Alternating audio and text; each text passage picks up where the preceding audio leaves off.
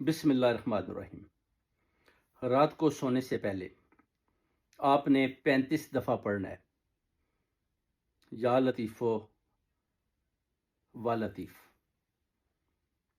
جی آپ نے 35 دفعہ پڑھنا ہے۔ اس کے بعد آپ نے ایک دفعہ سورہ فلق، ایک دفعہ سورہ ناس اور ایک دفعہ آپ نے آیت الکرسی، اور اس کے بعد 7 دفعہ آپ نے درود پاک شریف اول آخر پڑھنا ہے۔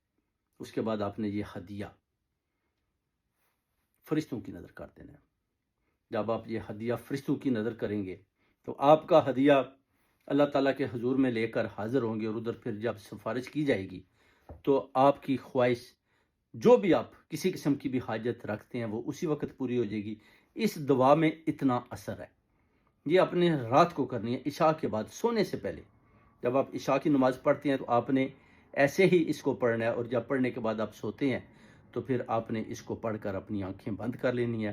اس کے بعد آپ نے سو جانا ہے۔ اس کے بعد آپ دیکھیں گے کہ آپ کو اتنے اچھے اچھے خوابات آئیں گے، آپ کی ملاقات ان جنتی لوگوں سے بھی کروائیں گے فرشتے، آپ کو لاشعوریت میں ادھر لے کر جائیں گے کہ آپ بڑے بڑے ولیوں سے ملیں گے، اور بہت بڑی بڑی زیارتیں ہوں گی آپ کی۔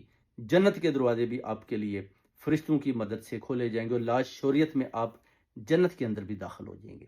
جب آپ ادھر داخل ہو جائیں گے تو پھر آپ کو جنت کی سیر بھی کروائی جائے گی، اور پھر اس کے بعد آپ کو دوزخ بھی دکھائی دی جائے گی، تاکہ آپ فیصلہ خود کر لیں۔ جیسے اللہ تعالیٰ کی ذات کو کسی نے بولا جی کہ وہ جی یہ تو شہید ہو گئے ہیں، تو میں تو آپ کے لیے شہید ہوا، اور آپ نے جو وعدہ کیا تو یہ تو آپ کے نام میں مارے گئے۔ یعنی اللہ تعالیٰ کی ذات کو بولا کہ یہ تو آپ کے نام کے پیچھے مارے گئے، تو اللہ تعالیٰ کی ذات نے آگے سے جواب دیا کہ تم کو کس نے لاشعوریت میں بتایا کہ یہ میرے نام کے پیچھے مارے گئے اور یہ مر گئے ہیں؟ یہ تو زندہ ہیں اور میں ان کو کھانا بھی کھلاتا ہوں، بالکل ویسے ہی جیسے کہ دنیا میں یہ کھاتے تھے۔ یہ شہید ہیں اور ان کا جو بندوبست ہے وہ میری ذمہ داری ہے۔ یعنی یہ بھی اللہ تعالیٰ نے وعدہ کیا ہے اس نورانی کتاب کے اندر۔